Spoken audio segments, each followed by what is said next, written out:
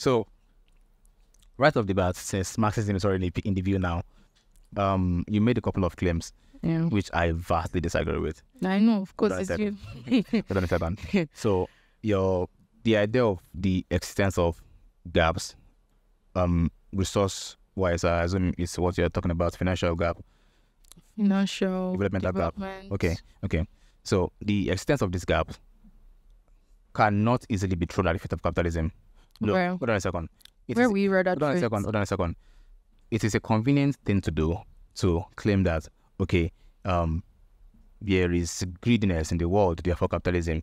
There is more rich people than less rich people.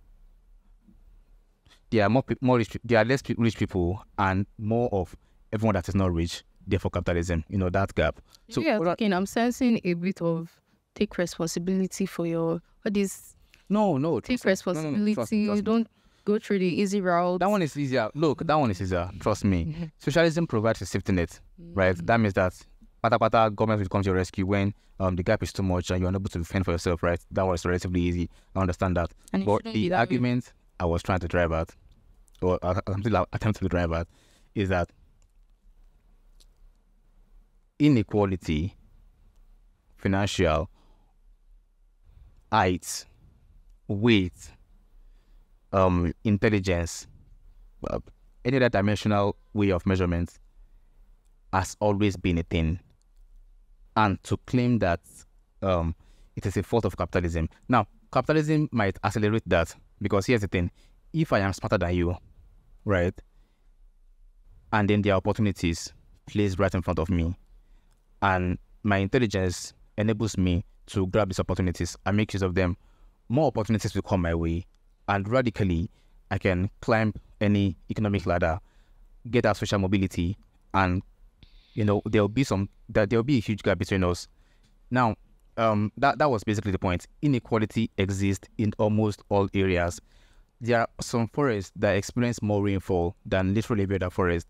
There are cities in the world that experience more hurricane than most other countries in the world. Now, there's inequality there, but you cannot see because of this inequality, you'd have to throw it under capitalism's feet. Now, let me end my rant here with a quote. It's a beautiful quote. I found it recently. It's from the Bible, actually, which Karl Marx does not like. He called religion opium of the masses.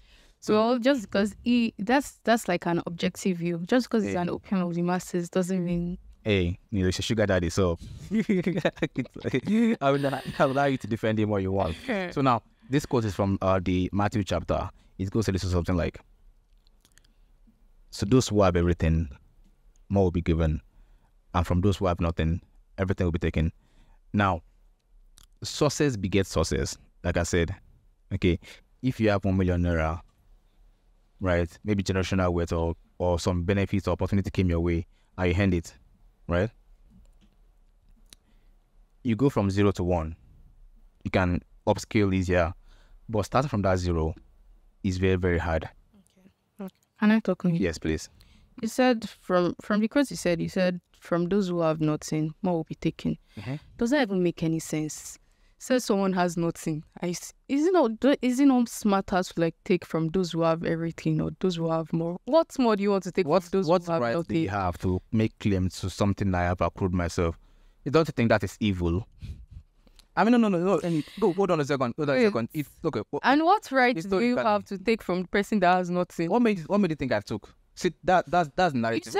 You said from those who have nothing, everything will be taken. That's how the quote goes now. What do you think is doing the taking? I don't know, but I'm just saying that's not even my. What do you think is counter argument? This episode. That's not my. Look, I want to address the thing you're saying, because I want to have a conversation. I know you're disagreeing with me by a lot. I just wanted to point out the loophole in that. You cannot semantically jump around and pick and cherry pick certain things in quotes, and quotes are quotes for a reason. They encapsulate something, but they are deeper than that when you begin to define the narrative around them. Okay, I think. So okay, wait. Some things you said to help your argument. Okay, save my argument. So even help your argument, okay. I think a more rational way to put it is that from those who have nothing will be taken. Nothing will be taken. So like that's why in a capitalist you have to like be useful. Without no use, then I don't know how you'll be making money. You have to be giving something to get something. Okay. So don't you think that you break some moral code by making the argument that you have to take from those who have for whatever reason?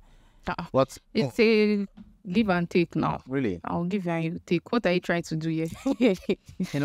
Most socialists I know have this moral pedestal they stand up on, and hold on a second, and they demonize everyone that is outside the circle. So I'm not against capitalism because it's outside the moral sense or it's demonic.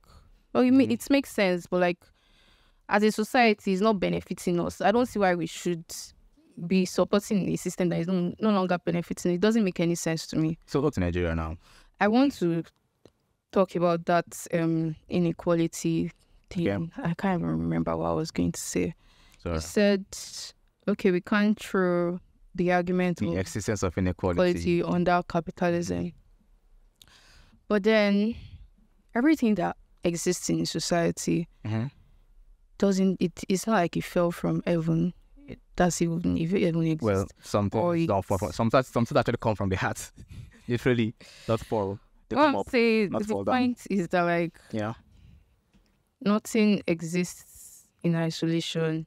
If we are saying inequality, there's inequality in the society. Then the next question should be why, like, where can we trace that inequality to? And where we trace the inequality in the society to? If you don't want to trace it onto capitalism, then where will you like trace it to? I'm curious. Okay, I'm curious about that. Yeah. Okay. One thing that would be convenient to do is say, this guy is poor, that guy is rich, and the rationale is that guy must have taken from this guy. Would that be fair? He took from that guy, and the other guy got something from it. Would that be an initial fair rationalization that the reason that guy is rich and this guy is poor is because that rich guy must have taken from this guy? Well, we are talking about half-truths here. That's true to an extent. How can you even make an half-truth from that statement without any context behind it? Because it's easier for you to demonize someone that has it. It's not demonic to say that he took. Now that I said it's half-truth, he took from someone. But like, did this steal? You cannot say. Did he get something in return? That's why I said it's half-truth. Most socialist rhetorics are usually very antagonistic. I saw one clip, I think it was on TikTok. There was this mom and a daughter driving in a car, and they were driving out of the suburb. I think they are from the poorer part of the I think it was Miami or Las Vegas. And the child was like, "Mommy, look, these people are rich and we have nothing." And then the second thing she said was that, "Mommy, look, these people are rich because we have nothing." Sure. That kind of child, if you were to linguistically try to put her in a camp, you would definitely understand that she grew up in a leftist school. Because the fact that you can easily demonize someone for the absence of something that they have, but you lag. But do you know that like the whole social and economic sphere is like a circle? Like everything that exists in it keep going round and round and round. But like, well, some people get a fair share, some people get a very little share, and some people get more share. Okay. So like, I get I'm still going to try and answer your first question. Okay. Yeah. So I get the part of saying, "Oh, mom, this person is rich because we have nothing." Yeah. The resources, everything we have, is basically all we have. So if there are more poor people and there are like some people that are rich, then they must have taken from the society now.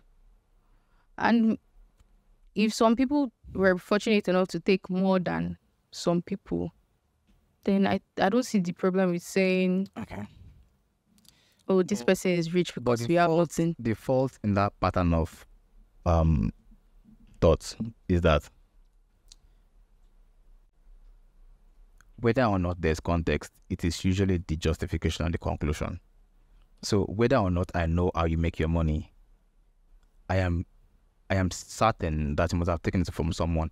Now, okay, look at what happened in 1933 to the kulaks. Yeah.